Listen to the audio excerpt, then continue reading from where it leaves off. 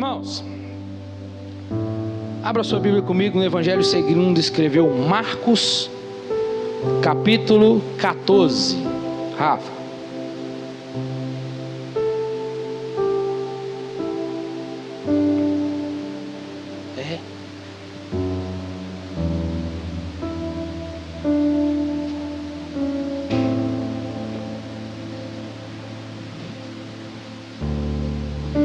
Evangelho segundo escreveu Marcos, capítulo 14.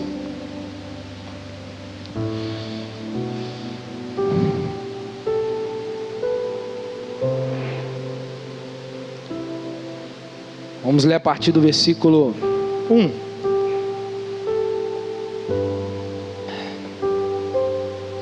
Quem encontrou?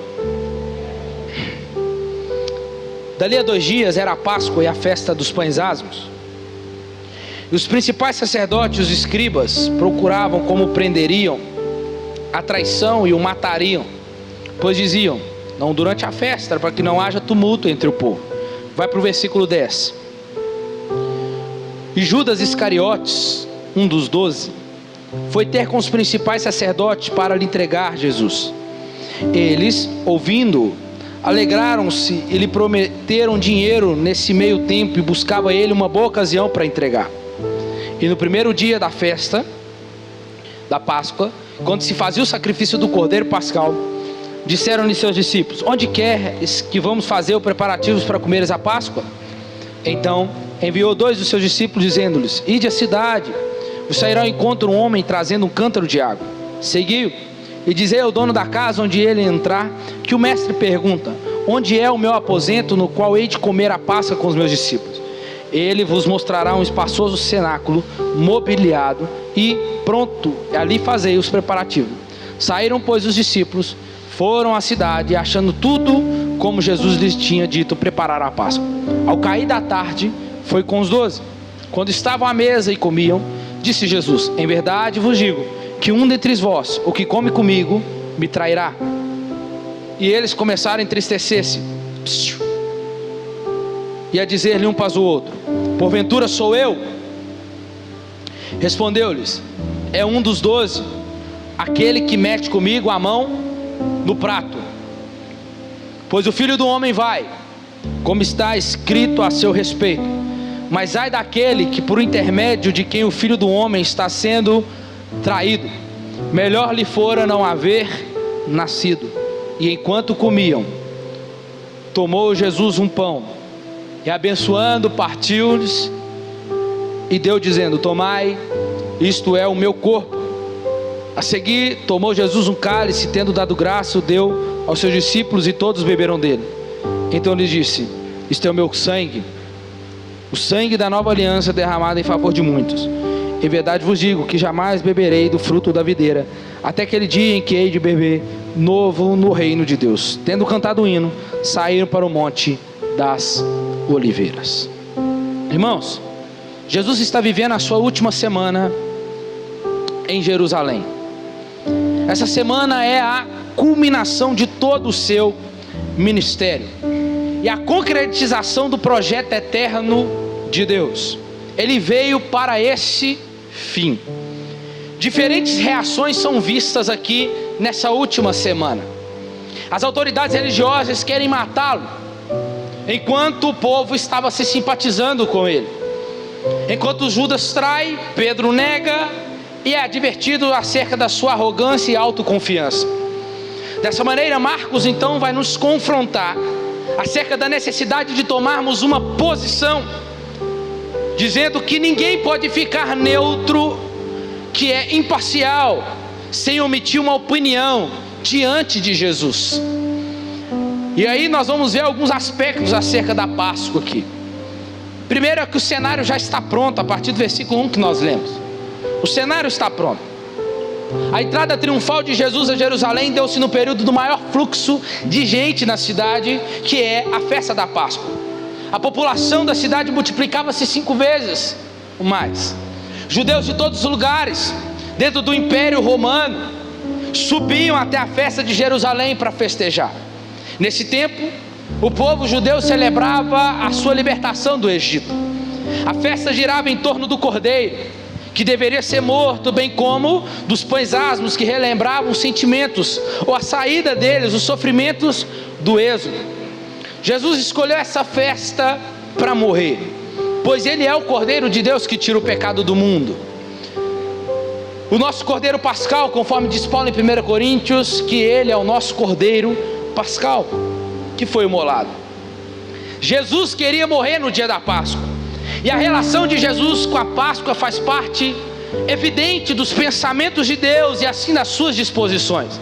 Por isso que Paulo escreveu mais tarde dizendo que Ele, Jesus, o nosso Cordeiro Pascal, Ele foi imolado. Então o cenário já estava pronto, mas também a conspiração já estava armada. Versículo 1 também em diante. Os principais sacerdotes, os escribas estavam já todos organizados para prenderem e matarem a Jesus. Esse plano não era novo, já era de certo tempo.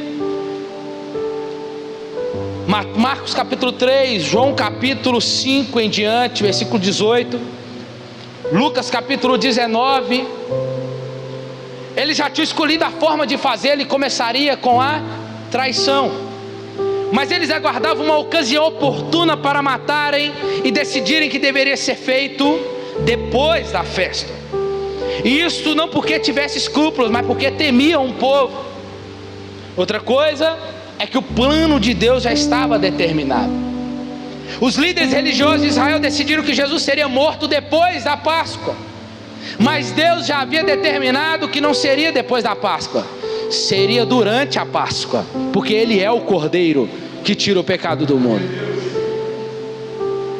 As coisas não aconteceram como eles planejaram, não durante a festa, mas como Deus planejou que haveria ser feito.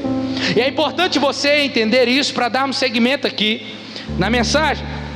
No versículo 10, deixa sua Bíblia aberta aí que nós vamos acompanhar o texto. Diz assim: Judas Iscariote, nos 12, foi ter com os principais sacerdotes para lhes entregar Jesus.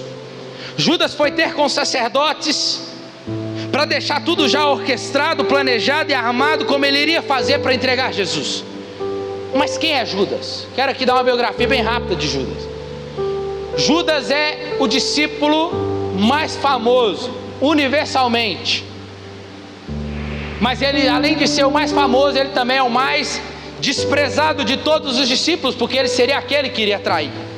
O nome dele sempre está referido àquilo ou o que ele fez, de quem ele é e o que ele fez. Judas passou 3 anos com o mestre, mas durante esse tempo o seu coração se tornou apenas mais endurecido e cheio de ódio. Já os outros 11 servem para nós de encorajamento, pois exemplificam pessoas comuns com seus defeitos típicos que podem ser usados por Deus de forma comum e admirável. Judas, por outro lado, serve para nós de advertência sobre o perverso descuido espiritual, das oportunidades desperdiçadas, dos desejos pecaminosos e do ódio do coração. Judas era tão comum quanto os outros, sem credenciais terrenas e sem quaisquer característica que fizesse ele destacar-se do grupo. Judas nunca se apropriou da verdade pela fé, de modo também que ele nunca foi transformado como o resto, que ao mesmo tempo os outros estavam crescendo na fé como filhos de Deus. Enquanto isso, Judas se tornava cada vez mais filho do inferno. A vida de Judas nos faz lembrar que é possível estar perto de Cristo, associar-se de modo muito próximo, porém superficial a Ele, e ainda assim se tornar completamente endurecido. Você está aqui? Vou repetir. A vida de Judas nos faz entender que é possível estar perto de Cristo, se associar com aquilo que Ele fez muito perto e andar com Ele, mas ainda assim ser superficial e ainda assim se tornar ainda mais endurecido. Outra coisa, Judas nos lembra que não importa a pessoa que tenha pecado, o quanto ela pode trair a Deus. a realização do propósito de Deus não pode ser impedida, porque o texto bíblico diz que ele, Cristo, seria traído. E ai daquele por quem o mestre seria traído. Então era um plano de Deus isso acontecer. Então logo o plano de Deus iria se cumprir. Até a pior das traições trabalha para que o plano de Deus se cumpra. E esse plano não pode ser frustrado. Judas passou a ter confiança no grupo. O que aconteceu com ele? Se tornou tesoureiro. E só que usou esse cargo para surrupiar o dinheiro. João 12,6. Ele disse isso não porque se preocupar, porque Maria chegou e derramou o perfume sobre Jesus. E Judas fala assim: que desperdício, por que não pegou e deu aos pobres? Aí Jesus fala para ele: por quê? Porque ele não se preocupava com os pobres, mas porque era ladrão, tendo a bolsa do dinheiro, tirava o que era colocado nela. Judas, irmão, Jesus deixou ele cuidar da bolsa, ser tesoureiro, para testar e provar o caráter de Judas, para ele ser. Então Judas não é que Judas passou a ser, ele já era, o coração dele já era mau. Então Jesus coloca a bolsa para ele cuidar, para provar o caráter dele, para ver se de fato ele seria ou não transformado. Judas era tão hábil que ninguém voltou suspeitas contra ele quando Jesus disse que um deles trairia. Ninguém desconfiou. No entanto, Jesus disse em João 6,64: há descrente entre vocês. E Jesus sabia que desde o princípio quais eram os que não criam e quem iria traí-lo. Vai guardando isso aqui. Jesus não chamou Judas. Escuta, Jesus, diferente dos outros discípulos, ele não chamou Judas para andar com ele. Está bem claro até na série do The Chosen. Jesus não chamou Judas para andar com ele. Judas foi de espontânea vontade. Vivia numa esperança do Messias, como a maior parte de Israel, que quando ele ouviu falar de Jesus, deve ter se convencido de que fato ele era o verdadeiro Messias, que iria tirar eles da mão do Império Romano. Judas, assim como os outros, aí sim, largou a sua vida para seguir a Jesus. Só que porém, diferente dos outros, ele não tinha entregado o seu coração ao Senhor. A atração de Judas por Cristo não era espiritual. Ele seguiu Jesus por desejos egoístas, de ambição, por ganância. Judas, vendo o poder de Jesus, desejou este para si. O seu interesse no reino não vinha do amor pela salvação ou a Cristo. O seu interesse era naquele poder no que ele poderia obter na pessoa de Cristo. Suas ambições eram alimentadas de cobiças. Aquele que tinha ou queria trair, já estava profetizado sobre ele. Salmos 41:9. Até o meu amigo íntimo, em quem eu confiava, que comia do meu pão, levantou contra mim o seu calcanhar. Salmos 55:12. Porque não é o inimigo que me afronta, se o fosse, eu suportaria. Nem é o que me odeia quem se exalta contra mim, pois dele eu me esconderia. Mas é você, homem meu igual, meu companheiro, meu íntimo amigo. Juntos nós entretínhamos e íamos com a multidão à casa de Deus. Está falando aqui do traidor. Judas agiu. Judas não foi coagido, irmãos. Ninguém colocou uma arma na cabeça dele para ele trair Jesus. Ele agiu porque ele quis. Ele agiu, ele foi escolhido então para ser ali de fato o traidor, por causa do seu coração. Não vemos mãos invisíveis forçando ele a entregar a Cristo. Ele agiu de livre, espontânea vontade, sem algo externo. Ele foi responsável pelos seus próprios atos. E Judas carregará essa culpa por toda a eternidade, por causa da sua própria ganância, ambição. Suas próprias concupiscências foram únicas forças que o compeliram a trair a Cristo. Judas fez porque o seu coração era mau. A diferença de Judas dos outros é que ele não foi atraído por Cristo. Ele viu Jesus como um meio de alcançar um fim para o seu próprio ganho. Quantos de nós não somos assim, irmãos? As nossas orações dizem o porquê estamos indo a Cristo. Quantos de nós não chegamos a Jesus como um fim para alcançar algo? As nossas orações para o nosso bem próprio, para o nosso ganho próprio, isso vai se tornando uma cobiça. Talvez você está aqui dizendo que Judas burro, vacilão, Zé Ruela, mas nós fazemos isso, irmãos. Quantos de nós, ou muitos que estão aqui nessa noite, talvez até veio para Jesus, seguindo Jesus assim, mas no meio do caminho, talvez de fato Jesus te encontrou e mudou a intenção do seu coração.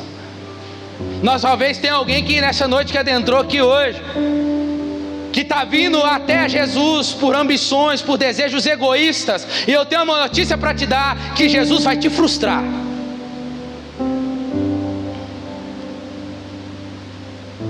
Depois que vemos então um pouco sobre Judas, vamos seguir o texto, versículo 12.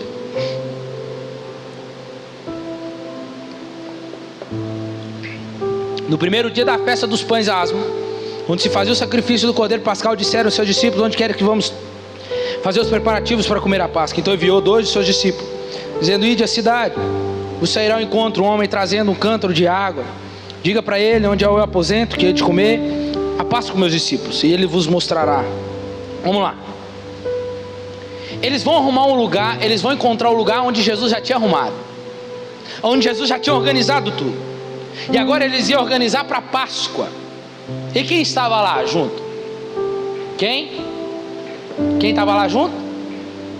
Judas.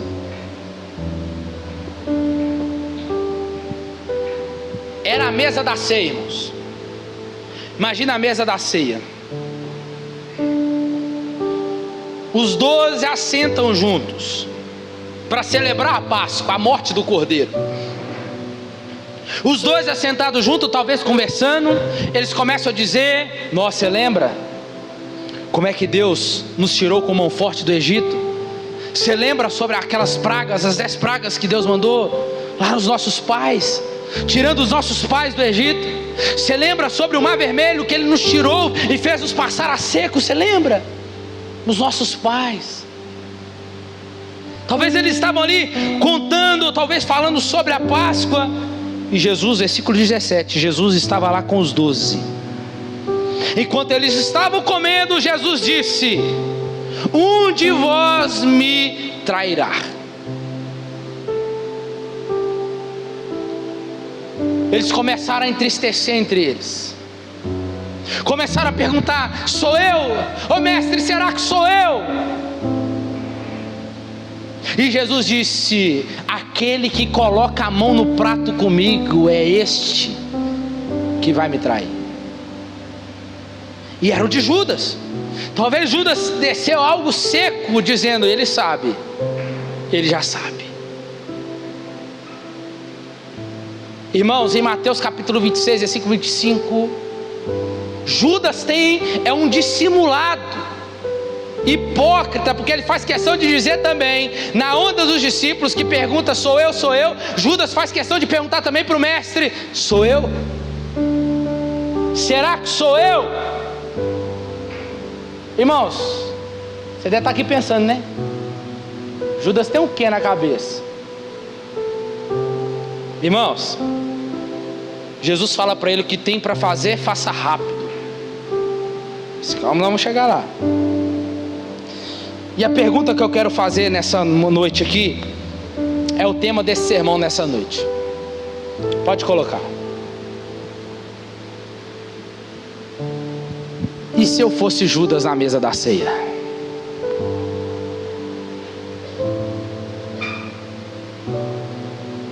Você já fez essa pergunta? Se não fez, faça agora para você. E se eu e você fôssemos Judas na mesa da ceia? Porque é fácil, irmãos, julgar Judas como um vilão ou vítima, mas eu fico impressionado com o fato de que de várias formas ele é exatamente como eu e você. E aqui eu começo o sermão nessa noite. Judas era o seguidor de Jesus, como já vimos aqui. Ele era um pregador do Evangelho. Talvez Cristo lhe deu dons. Viu Jesus operar milagres. Talvez ele expulsou demônios. Mas existia uma mente dividida nele, e no final ele abandonou a fé que professava. Então, se você já fez essa pergunta ou não, irmãos, faça agora. E se eu fosse Judas na mesa da ceia, o que eu faria? Não, eu faria diferente. Judas é doido. Não, eu não. Eu correria para ele, pediria perdão, falaria: Senhor, o meu coração intentou contra você. O meu coração está cheio de ódio, porque não é, o Senhor não é aquilo que eu queria. E eu estou aqui para confessar meu pecado diante de você, diante de todos os meus irmãos que estão aqui. Me perdoa. Você não ia fazer isso. Nós não iríamos fazer isso, irmão. Judas andou com ele, comeu com ele, operou milagres, talvez pregou, mas no final traiu. Qual seria a nossa atitude? Muitos de nós teríamos a mesma atitude de Judas. A indagação dos discípulos: será que sou eu? Será que sou eu? Será que sou eu? Essa pergunta simboliza o comportamento comum de temor diante da possibilidade de trair ou negar Jesus, dizendo: será que sou eu? Mas a pergunta é: será que eu seria capaz disso mesmo? Será que eu sou capaz de trair o meu mestre? Será que eu sou capaz de trair o meu Senhor? O que os discípulos fizeram em perguntar: sou eu? É uma interrogação que todos nós devemos carregar dentro de si, e se constitui um severo lembrete para estarmos atentos e vigilantes. Essa indagação, irmãos, reflete um relato real da nossa condição humana. Como é difícil talvez sentir sendo um dos 12 ali, com essa dúvida, bem depois que Jesus disse que um deles iria trair. Quando Jesus disse isso, eu acredito que cada um deles começou a sondar seu próprio coração. Onde foi que eu errei? Será que eu fiz? Será que sou eu? Meu Deus. Mas olha, irmãos, que observação importante. Eles estão assentados numa mesa de ceia, num ambiente de comunhão, e nenhum deles gritou: será que é o Marcelo? Será que é a Alessandra? Será que é o Wallace?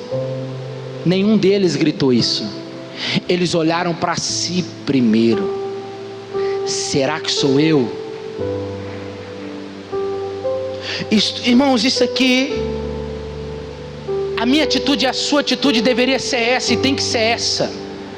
Não, aquele Tiago, não, Pedro poderia, não, eu acho que é Pedro, porque ele é muito impulsivo. Não, eu acho que é Tomé, porque ele é meio difícil de acreditar nas coisas. Não, eles olharam para si e disseram: será que sou eu? Aonde? Será que eu seria capaz de fato de trair o meu Senhor? Pergunta aí para você mesmo: será que eu seria capaz de trair o meu Senhor? Para de olhar e pensar em alguém aí agora, pense em você. Será que você seria capaz de trair o nosso Senhor? Provavelmente a minha, a sua atitude seria de Judas, irmãos, hipócrita, dissimulada, e ainda dizendo: será que sou eu? Aonde eu errei? Será que eu seria capaz mesmo? Por que Judas fez tal coisa, irmãos? Judas, assim como eu e você, ficamos desiludidos com Jesus. Você vai entender isso aqui. Sem dúvida, a princípio, todos os discípulos pensavam no Messias, que iria libertar eles, os judeus, da mão do Império Romano. No entanto, irmãos, nem sempre Jesus preenchia as expectativas e ambições pessoais dos discípulos. Parece ou não parece comigo, com você? É como a gente, irmãos. A gente fica desiludido com Jesus, a gente enche de expectativa, talvez esperando algo de Deus, aquilo que a gente quer. E o que Jesus vem para fazer é murchar nossa bola, murchar nossas expectativas. Por causa de quê? Porque Ele não está para preencher aquilo que nós desejamos ou queremos, mas aquilo que é acerca da sua vontade para nós. Você está aqui, irmãos? E para ser bem honesto, irmãos, nem todas as expectativas dos discípulos eram de cunho espiritual, assim como a minha e a sua. Nós temos provas dos discípulos, Tiago e João. Ô mestre, quando você chegar lá no reino, coloca um lugarzinho do seu lado direito, outro do lado esquerdo, para mim e para João, para nós sentar junto. Depois da ceia eles vão discutir sobre o quê? Quem era o maior no reino de Deus? Irmãos, a maioria deles esperava um reino terreno e material, assim como nós vivemos hoje. Nós vivemos aqui como nunca isso aqui iria acabar. Nós nos apegamos demais às coisas daqui, colocamos nossos corações aqui, buscando as coisas terrenas. E apesar deles terem deixado tudo para seguir Jesus, fizeram na expectativa que seriam recompensados. Só que a recompensa deles não era aqui e agora. A recompensa deles seria, e vai ser ainda, no tempo vindouro. Irmãos, aonde está a nossa expectativa? Somos capazes de vender Jesus, irmãos, para obter aquilo que queremos. Sabe por causa de quê? Porque Ele nos frustrou. Só porque eu não ganhei aquilo que eu queria. Eu tenho uma notícia para te dar: Jesus vai te frustrar hoje, Jesus vai te frustrar amanhã e vai te frustrar depois, se eu e você continuarmos a chegar a Ele com expectativas terrenas e mundanas, como Judas. Talvez você está aqui esperando a mensagem de ressurreição, mas antes de chegar a ressurreição, você tem que passar pelo Judas. Você precisa entender quem você é. Nós precisamos entender quem nós somos, para dar valor à ressurreição. Deus sabe do nosso coração, irmãos. Deus sabe dos interesses mundanos e terrenos nossos. Precisam ser vencidos. No de Judas eles não foram. Em momento algum ele aceitou o reino espiritual, mesmo que secretamente ele continuou com os discípulos. Irmão, imagina, eu fico imaginando Judas, a cara de pau de Judas, irmão.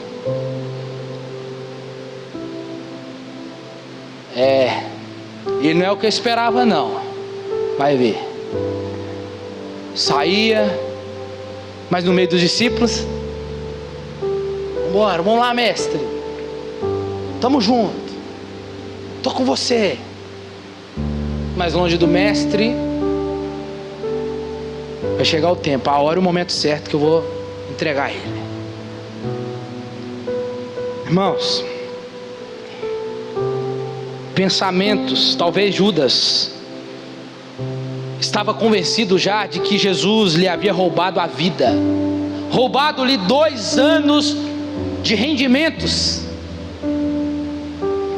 Pensamentos como esses corroeram Judas por dentro, e por fim ele tornou um monstro que traiu a Cristo. É como se ele estivesse dizendo: eu estou o tempo todo na igreja, nada ganhei, só perdi. O que eu estou fazendo ao lado desse Jesus? Por que eu continuo servindo a Ele, se eu não ganho nada, se eu não recebo nada? Quem te falou? Ele te prometeu alguma coisa?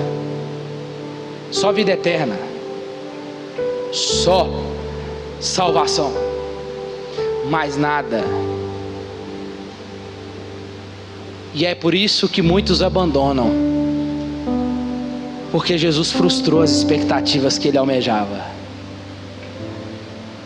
Irmãos, e se Jesus dissesse para mim e para você que segue Ele, assim como Judas? Porque assim como Judas, eu e você temos oportunidades todos os dias de abandonar o nosso pecado. Judas teve muitas lições. Judas lidava com dinheiro. Jesus pregou sobre a parábola do administrador infiel. Judas estava lá. Jesus pregou sobre a veste nupcial. Judas estava lá. Jesus pregou sobre o amor ao dinheiro. Judas estava lá. Jesus pregou contra a ganância, contra o orgulho, e ainda pôde dizer: um de vós é o diabo. Irmãos, escute isso aqui, é sério que eu vou falar. Somos instruídos, ensinados, culto após culto, célula após célula. Ao momento que você abre as escrituras, você está sendo alimentado. Temos lições. Mas escuta, mas mesmo assim ainda nós não mudamos. E Jesus pode estar dizendo nessa noite para mim e para você, que um de nós pode ser filho do diabo. Pesado, diga, talvez não é um, talvez são muitos. Pastor, mas hoje era mensagem de ressurreição. Mas vamos chegar lá. Mas antes, Jesus está querendo falar com a gente aqui alguma coisa. É para nós pensarmos, irmãos. É para nós sondarmos o nosso coração, porque é um de nós. A gente pode estar vindo para a igreja, congregando, recebendo de Deus vários dias, mas isso não está mudando. Escuta, o evangelho ele tem poder para salvar, mas ele também tem poder para condenar. Se aquilo que você ouve dia após dia, célula após célula, culto após culto, não te muda, vai te condenar.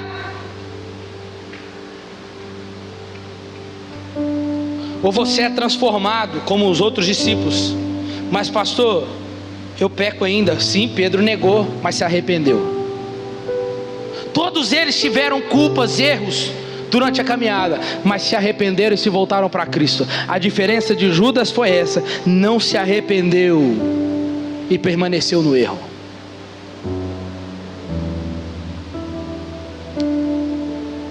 Jesus disse lá em João capítulo 13, olha para você ver. Para você ver que eu não estou mentindo que eu estou falando. Vamos de Bíblia. Durante a ceia, o mesmo texto, tendo já o diabo posto no coração de Judas para trair Jesus. João 13, 27. E após o bocado que Jesus entrega o pão para ele, imediatamente entrou nele Satanás. Irmãos, se não colocarmos em prática aquilo que a gente ouve, aquilo que Jesus nos ensina, nós nos tornaremos uma farsa ao andar com Jesus, como Judas. Nós negamos, traímos. Judas teve a oportunidade, e ele nos ensina que nem mesmo, irmãos, sabe o que Judas nos ensina? Que nem mesmo o melhor exemplo, a evidência mais convincente e os melhores ensinamentos não podem em si, por isso mesmo, mudar o coração humano. Ele teve o melhor exemplo, a melhor evidência, os melhores ensinamentos, mas o coração só endurecia, expectativas erradas. Outra coisa que nós aprendemos com Judas é que ele teve comprometimento. Ele teve comprometimento com o seu ministério. Escuta uma coisa, ele era ativo no ministério, irmãos. Mais uma garantia, ele ser ativo no ministério, ser comprometido com o ministério, não garante uma saúde ou vida espiritual. Salvação. O resultado que Judas alcançou, ele se afundou na escuridão que ele mesmo entrou. Quando se aproxima de Jesus, irmãos, duas coisas podem acontecer: ou você se tornará completamente dele, ou você vai só se afastando ainda mais dele. Ou você se entrega totalmente, completamente, ou você desiste dele completamente. Judas era convencido, irmãos, mas não era convertido.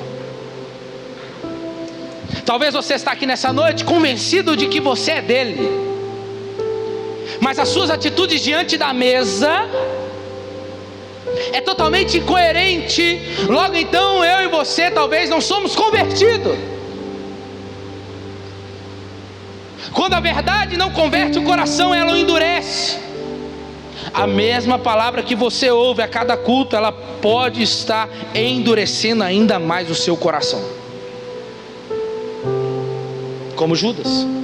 E aí eu te pergunto de novo: e se você fosse Judas na mesa da ceia?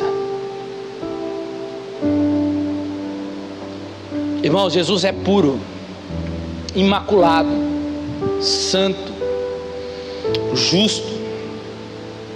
e ele se encontrava diante de uma presença maligna. O verso 27 e o que nós lemos aqui. E Jesus disse para Judas: o que tem para fazer, faça depressa. Jesus está dizendo: sai logo daqui. Jesus não estava disposto a ter a primeira ceia com o diabo e Judas na mesma sala. E Jesus disse: saia daqui. E depois de ter partido, ele vai celebrar a ceia. Até hoje, irmãos, quando nós aproximamos da mesa do Senhor, somos instruídos a nos examinar, para que não façamos hipocrisia, trazendo julgamento sobre nós mesmos. Judas se assentou à mesa, conversou, mas não era digno de comer. Por quê? Porque não era convertido.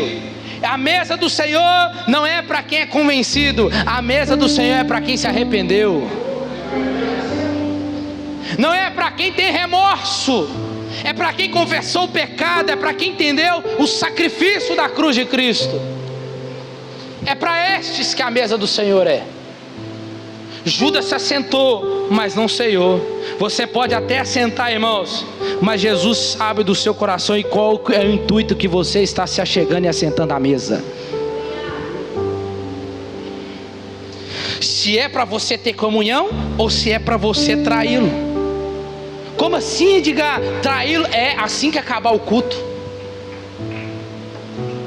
Assim que acabar o culto, ou lá na segunda-feira no seu trabalho, na sua escola, talvez com a sua namorada ou com o seu namorado, talvez ao lidar com o dinheiro. Sim, estaremos talvez traindo Jesus.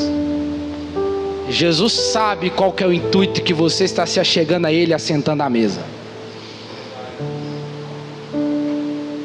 Jesus acaba, vai para o Getsemane, e aí você conhece a história. Jesus chega lá, Judas estava vindo lá do outro lado, e Judas tinha combinado que iria apontar quem era o mestre. Ele aponta e seria um beijo. A identificação de um beijo de forma diabólica de mostrar quem era Jesus. Sabe por quê? O beijo era um sinal de reverência, amor, afeição, carinho, respeito e intimidade.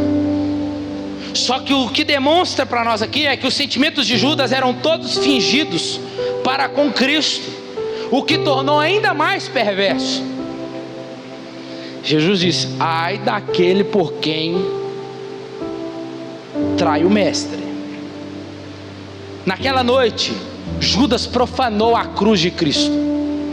Melhor, Judas profanou a Páscoa, Judas profanou o Cordeiro de Deus, Judas profanou o Filho de Deus, profanou o lugar de oração, traiu o seu Senhor com um beijo.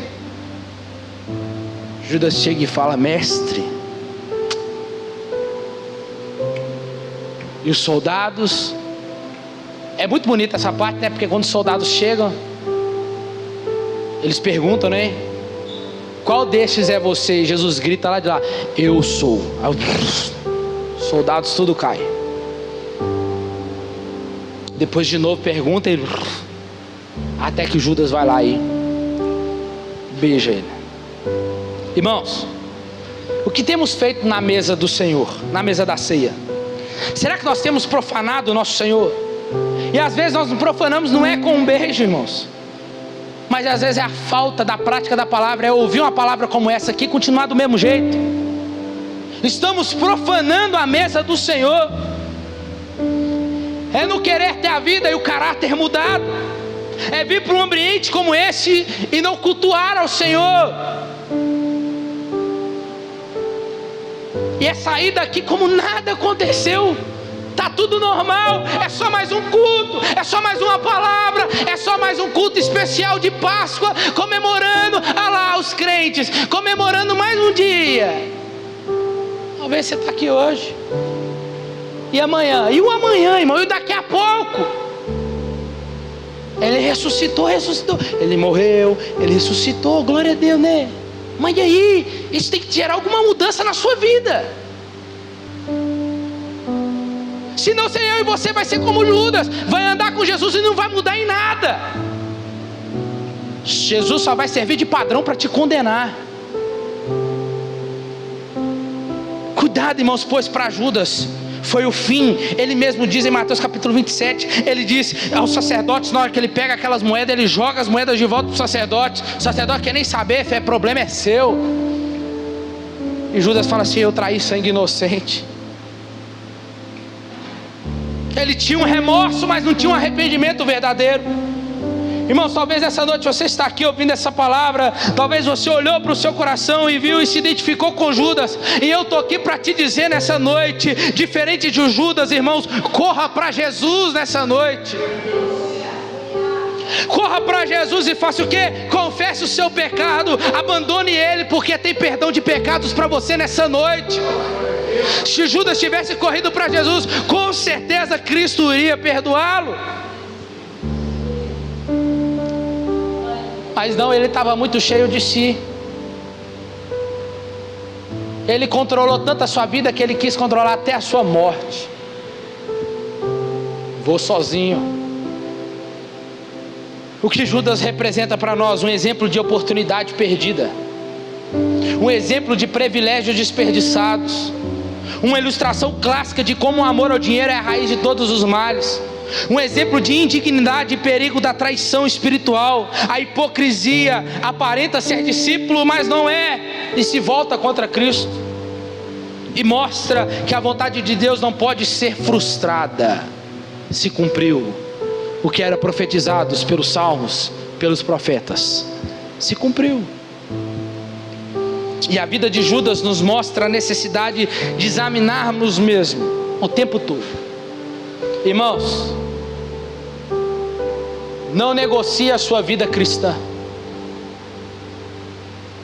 Não venda Cristo fazendo isso. Não negocie a sua vida, irmãos, com coisas deste mundo. Não negocie a sua vida por um momento com a sua namorada, com o seu namorado. Não negocie a sua vida cristã por causa de dinheiro. Não negocie a sua vida cristã por causa de um nome bom, de um sucesso ou fama, sei lá. Ou talvez até de um cargo grande numa empresa em que fará você negar Jesus ou traí-lo.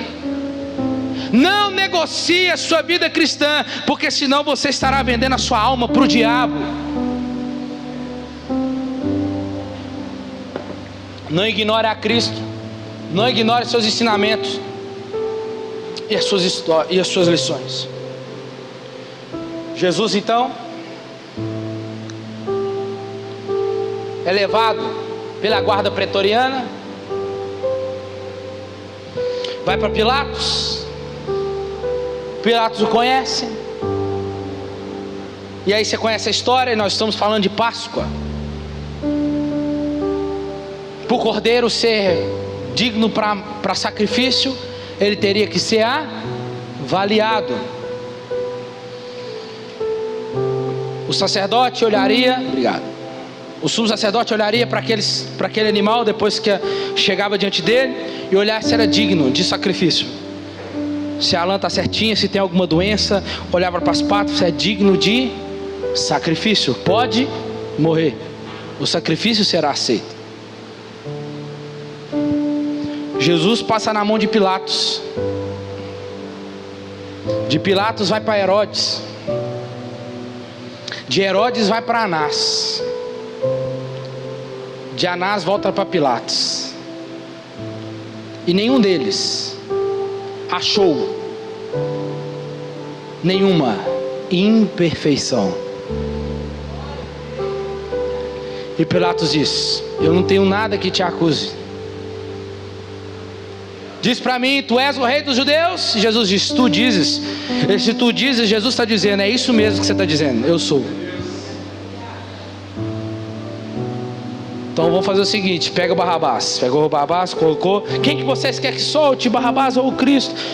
Solte Barrabás e crucifica-o. O que eles estão dizendo? É digno para o sacrifício. O cordeiro que tira o pecado do mundo. Estou aqui para finalizar essa mensagem com uma mensagem de esperança para o nosso coração. Você pode até ter caminhado como Judas, até aqui, mas tem esperança de transformação para a sua vida. Jesus então é levado em praça pública, é despido, e lá ele é ferido, chicoteado, cumprindo-se a profecia de Isaías 53. E ele foi moído pelas nossas iniquidades. Irmãos, Jesus então é colocado sobre ele a cruz, ou alguns dizem que era somente essa parte aqui de cima, mas independente, depois de tudo que ele passou, ela ainda era pesada, não era para ele. Jesus então começa a carregar, mas aparece um homem no meio do caminho, chamado quem? O Simão Cirineu. E agora guarde isso aqui. Você conhece a história, e é o capítulo seguinte que nós lemos, é o capítulo 15. Simão Cirineu, sobre o qual foi colocado o seu ombro a cruz de Jesus, diante da Via Dolorosa. Ele era um membro da colônia na Ásia, um lugar que havia estabelecido 3 séculos antes do nascimento de Cristo. Cirene não era o seu sobrenome, mas uma denominação que indicava um lugar, o seu nascimento. Ele era um judeu africano, conforme diz Atos capítulo 6, versículo 9. Ele era influente. Só que era Páscoa, irmãos, escuta isso aqui. Era Páscoa e Simão estava na cidade de Jerusalém para participar das cerimônias do templo, a festa da Páscoa, os tabernáculos e o Pentecostes. Nessa ocasião, os homens judeus se vestiam de linho branco para participarem do sacrifício do Cordeiro Pascal. E se houvesse qualquer mancha que fosse na veste daquele homem, ele impedido de entrar no templo. Dentro do templo havia um altar de 2,80 metros de altura, todos feitos em pedra inteira, sem corte, trabalhada. E após o sacerdote sacrificar-lhe o cordeiro, ele pegava as pernas traseiras com movimentos no sentido horário, girava 7 vezes em torno do altar, deixando o sangue cair e escorrer pelo altar. E quando o sangue já havia saído, o sacerdote pegava uma planta chamada isopo, ou uma esponja, tipo uma esponja, passava sobre aquele sangue e depois sacudia sobre os homens que estavam presentes, para que recebesse ao menos uma gota do sangue do cordeiro no dia da Páscoa, na veste daquele linho branco. E quando isso acontecia, a veste passava a ser um troféu, irmãos, para a vida do judeu que viajava quilômetros para receber aquilo. Simão era um desses judeus que havia saído do campo, fora dos limites da cidade, para receber gotas de sangue do Cordeiro Pascal da época. Imagina, ele não andava vestido de linho branco pela cidade para não sujar a veste, mas ele guardava talvez na sua bolsa, e ele iria seguro, caminhando, vendo talvez o que estava acontecendo, aquele alvoroço. Ele olha, e quando ele é surpreendido pelos soldados para carregar a cruz de Jesus, e aí você vai ajudar ele a carregar a cruz, porque ele está muito cansado. Precisamos enxugar um pouco o sangue dele do seu corpo. Simão olha bem para Jesus, imagina ele olhando, olha bem para Jesus, com aquela face desfigurada, como diz Isaías, nenhuma perfeição tinha, para receber uma gotinha de sangue, irmãos. Simão olha para ele, olha aquele olhar de mansidão, e ele cogita não ajudar, mas prontamente ele se inclina, encostando no corpo de Jesus, ensanguentado, ele carrega a cruz. Simão Cirineu, cujo objetivo era participar da cerimônia no templo de Jerusalém, para receber uma gotinha de sangue do Cordeiro Pascal, irmãos, agora estava ali, juntinho ao Cordeiro de Deus, que tira o pecado do mundo através do sacrifício em favor da humanidade. Escuta, seu sangue precioso do Filho de Deus, o Cordeiro derramado ali. Talvez a Bíblia não diz quantos minutos durou a caminhada de Simão Cirineu junto a Jesus, mas eu imagino Jesus dizendo para Simão assim: não temas, porque hoje você não recebeu apenas uma gota do sangue do Cordeiro, Você não sabe quem que está falando contigo. Você não sabe a cruz de quem que você está carregando. Mas hoje você não recebe só uma gota, mas você recebe a vida do Cordeiro em si mesmo. Porque eu sou o Cordeiro que tira o pecado do mundo. Aleluia!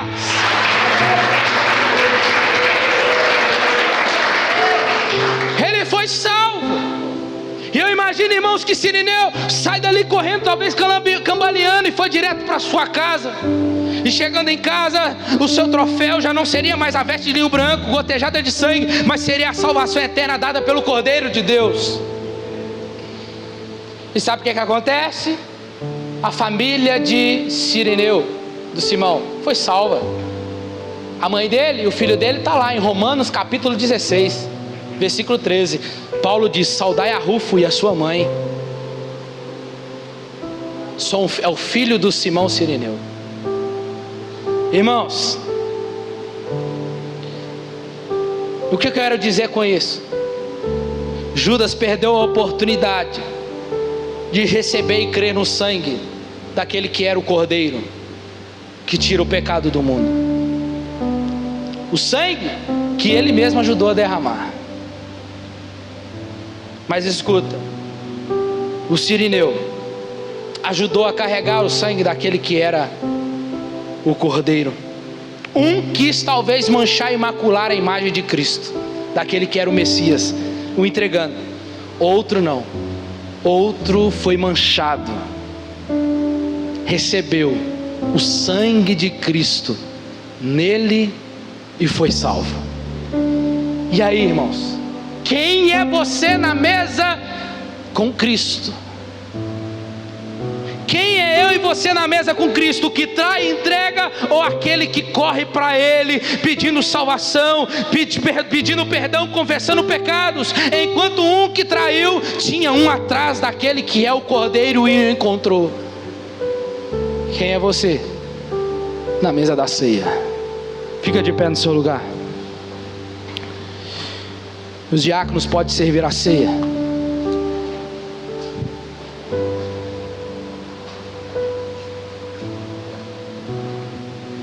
Eu quero que você medite nessa palavra aí. Coloca a mão no seu coração enquanto os diáconos vão servir a ceia.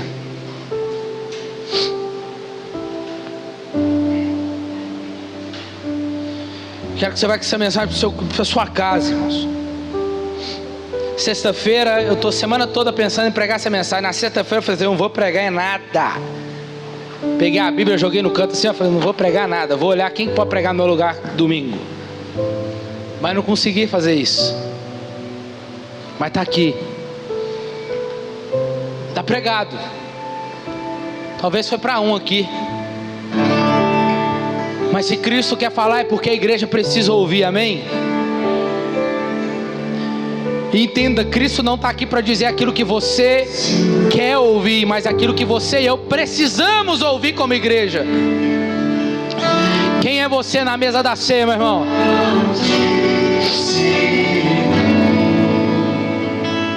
Obrigado.